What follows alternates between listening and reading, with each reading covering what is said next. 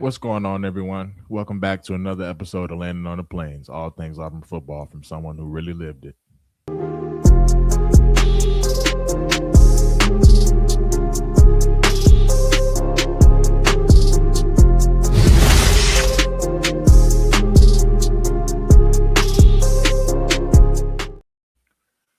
Man, we are back with another one, and this one is going to be a special one because obviously, last episode I revealed that called it career as far as football goes, but football gave me so many amazing opportunities and memories and experiences that I'll carry with me forever. But when I really think about my journey and experience at Auburn and what made Auburn special for me, it was the people, it was my teammates. And so it was that locker room and having continuous laughs about any and everything. It was the battles that we had and the wars that we had and the late nights and the early mornings. It was about, the plane rides and the bus trips and staying in the hotel and the moments that really nobody gets to see behind the scenes. And so that's really what made my journey and experience special. And so today, I really just want to talk about, some of my favorite teammates, some of the best players I played with, and my favorite moments at Auburn. Because a lot of times I get questions of who was your favorite teammate, who was the best player that you've ever played against or with. And so I'm going to answer those questions right here today. So when people hear favorite teammate, they probably think I'm going to name obviously the best players that I play with. And honestly, the two don't always coincide with each other because favorite teammate to me has absolutely nothing to do with football. It's really about how you make someone feel, how you were there for somebody, how you pick someone up and encourage them when they were down. And so that's really what makes a great teammate, where you're accountable, where you able to hold yourself accountable, where you're able to lead by example, things of that nature. So that's what made a great teammate to me. And obviously somebody who keeps the locker room alive, somebody who's always funny, making jokes, making light of every situation.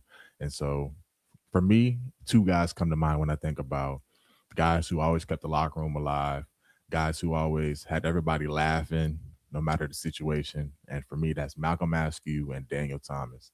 And honestly, don't let those two even be near each other at all. It's already enough if you got them separated. But them two together was crazy, especially like in a meeting type of setting. Um, it's just so many different stories. Like it was one time we had a compliance meeting, and I think this was about 2018 or 2019, and it was just unreal because like DT, if you know DT, anybody who played with Daniel Thomas or DT, like he's the worst person you could ever be around in a serious moment or serious situation because like he makes these faces and he's always like making. It's hard to explain, but like he's making these faces and it's like like, and it's like you're not supposed to be laughing, and it's just he's the wrong person to be around. And honestly, for me, Malcolm Askew was like we two peas in the pod, man. Like we were always connected at the hip at Auburn, and so more times than not, when you saw one, you definitely saw the other. And so he was also another guy who was extremely funny. And honestly, we always talk about like, man, like if TikTok was a thing back when we first got to Auburn, like we would have went so viral and became famous just off of TikTok alone because like we were always clowning around together and having a good time. And so like anybody who's seen us together knew like it's going to be a time because that's just the kind of relationship we had. And so like when I think about the locker room and the moments and things like that, and like people who just always lighten the load, like pause, one, two, three, people who always lighten the mood. Um, Made the experience just so much better to show up to the locker room every single day, knowing that we got to go to work, but it's going to be a good time. Like those were two guys that definitely come to mind. And as time goes on, you realize that that chemistry is really important. Like that's what really makes teams great. Like if you can hang out with each other off the field, if you can build that brotherhood, build that camaraderie off the field, it makes that trust on the field even greater and even stronger. Just teammates who hold me accountable and held me accountable, like teammates who made me better, especially on the field. Like I had teammates who challenged me every single day, guys who like didn't let me coast. Like I said, held me accountable, guys that made me practice harder than games sometimes. And like when I think about guys like that, I think about guys like that were in my linebacker room. Like I think about first and foremost the guys that were there when I got there. I think about Deshaun Davis. I think about Darrell Williams. I think about Montavious Atkinson. Like those three set the standard for us coming in. as freshmen, and they showed us how to be leaders. They showed us how to prepare, and they showed us like what it took to be SEC linebackers. And so like they made me better. Like being in that room, I got better for sure. Barely playing my first 2 years really because those were the old heads in the room, and they were vets, and they were showing us the way. And so those three set the standard. Like they showed me like what it took, like I said, to prepare the right way, not just watching film and things like that, but how to practice, bro. Like every single day we put on pads when I was at Auburn, while Coach Steele was the defense coordinator, we did Tiger Drill, and that was just pretty much just lining up across from each other, hitting each other. Because like every single time you strap up, it's an attitude, and that's just the kind of way we practiced. Like they embedded that in us, and like that went a long way because like to play this game, you got to have an attitude. And so like I picked up that attitude, that kind of like that nastiness that you need to play the position at Auburn. Like I came in as a good player, but I wasn't. Like there's a different level of physicality that you got to take it to in order to play in the ACC. And so I developed that at Auburn, especially being behind those three with the coach that we had, the kind of system that we had, the defensive players that we had around us. Like it was too many dogs around to not bite. So you got to bite if you're around so many dogs. And so I think about the old school Malzahn H backs. Like he had some H backs back when I first got to school. Like now it's just tight ends. You don't really see too many H backs no more. But like he had like Chandler Cox, uh, Spencer Nye, uh, and it was just so many other guys behind those guys. Like those dudes were nasty, especially in practice. And so those were, pretty much the guys we was going up against every single day.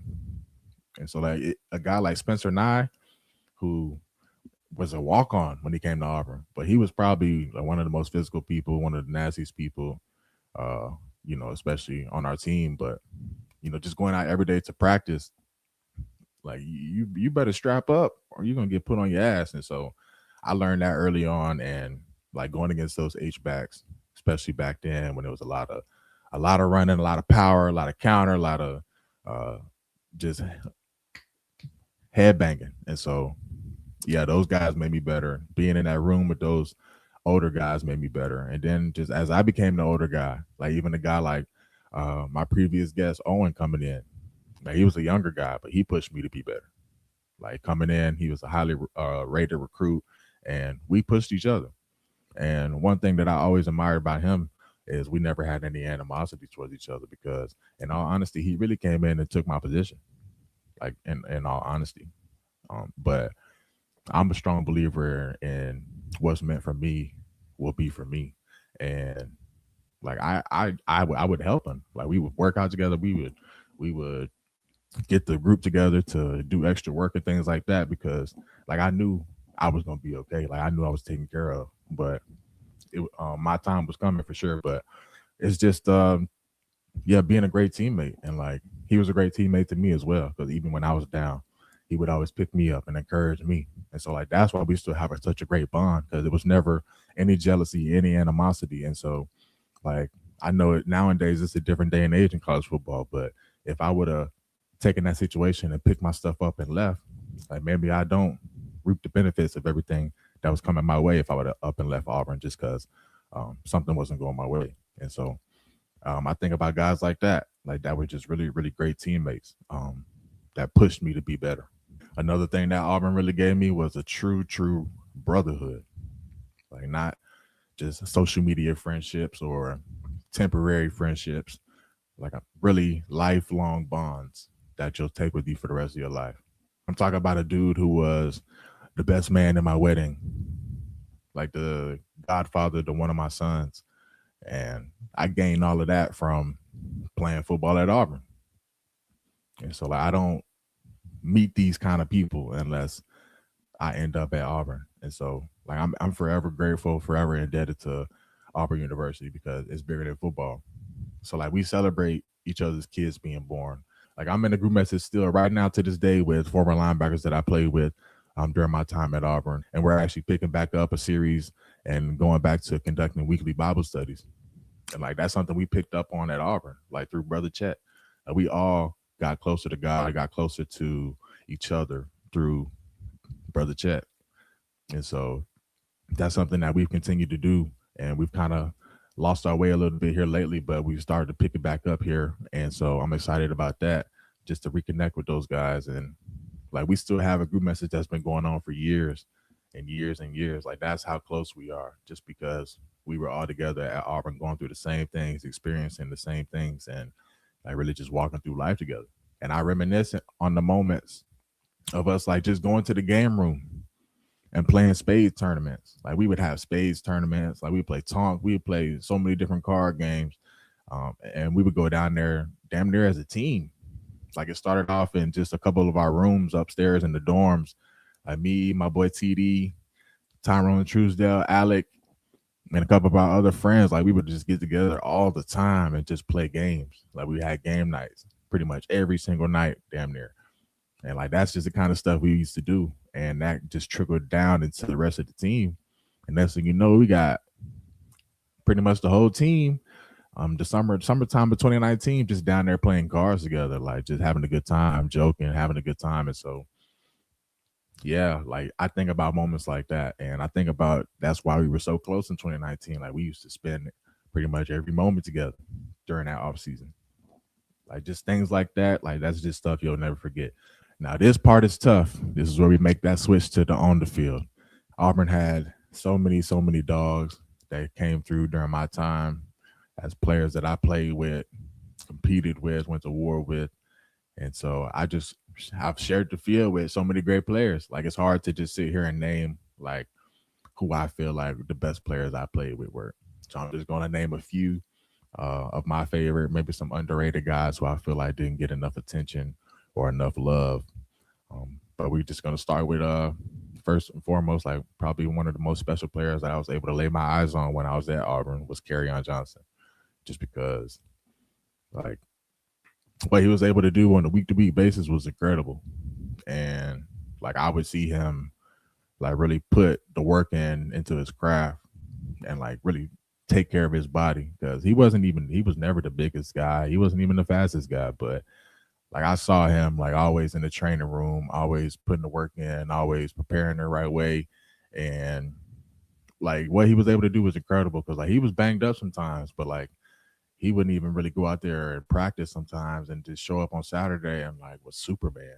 And so like yeah, I always was like making sure I was perked up on the sideline, being able to watch what the offense was doing my freshman year, because he was pretty much gonna put on a show week in and week out. And so I think he was a big reason why we ended up winning those two games at the end of the year against number one opponents towards the end of the year against Georgia and Alabama. And honestly, if he doesn't get hurt in that last game versus Alabama, I think we beat Georgia in the SEC championship game, to be honest with you. So yeah, he was an incredible player, man. Ended up going on to play in the NFL for a couple of years and now coaching. But he was definitely one of the more special players that I was able to put my eyes on, man. And just obviously Derek Brown, just being a physical freak and just a monster. I was able to play with him in Carolina for a couple of years too. So he's actually probably one of my longest tenured teammates ever. Like unless you go back to the guys I grew up with playing pound ball middle school, high school with. But yeah, he's always been different, honestly. Just the strength and the power, and yeah, just and one thing about him too is like he's a goofball. So it's like he can just turn on that switch, man. Where it's like off the field, you wouldn't think he is a monster like in the way that he plays, but like he's such a chill dude and good guy to be around, funny, always making light of the moment. But man, the second he step on that field to strap up, it's like he's just a man amongst boys. And so it just I've never really been able to see somebody be able to flip that kind of switch. And so he was probably that first instance for me to be able to see that up close in person and be able to see a big man be that strong and be able to move other big men that easy. Like, yeah, that's different, boy. And so he's definitely one of the more different ones for sure. I think about dudes who came through and maybe not had as much success, but like where you talk about freaks, talking about like a guy like Nick Cole. He was the dude who was like 6'5", 6'6", 280, like strong as an ox, fast. And like you talk about physical freak, he's probably one of the more freakier dudes who came through Auburn. I just always wish he would have been able to put it all together at the right time, at the same time, because it was no like ceiling on what he could have did. And so those are probably some of the more physically gifted guys that I play with. And then some of my favorite teammates, guys who just worked hard, maybe underdogs, bro, but like were damn good. I think about dudes like Ryan Davis, bro. He's one of my favorite players, bro. And I just told him this not too long ago because like, I just admired the way he just always kept his head down and worked. And like he never really got so too much hype. But bro, every time Ryan Davis used to touch that football, bro, I'm getting on my feet because I gotta see what's going on, dog. Like he was that electric. And like he was undersized. Like you would look at him and had no idea he played football, bro. But the second he put that 2-3 on, he going crazy.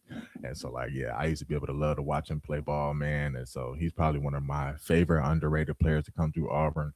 I used to love Sean Shivers, another undersized dude, but like he had that attitude, man. And like he come from Florida, bro. And it's like nothing you can really tell him by himself because he already that confident. So I used to love that, bro. And like he not going for nothing from nobody. And so that attitude was contagious, man. Like anybody who was around him, that attitude was contagious, and they'll be able to tell you for sure. And another guy I used to love also as well was Cam Martin.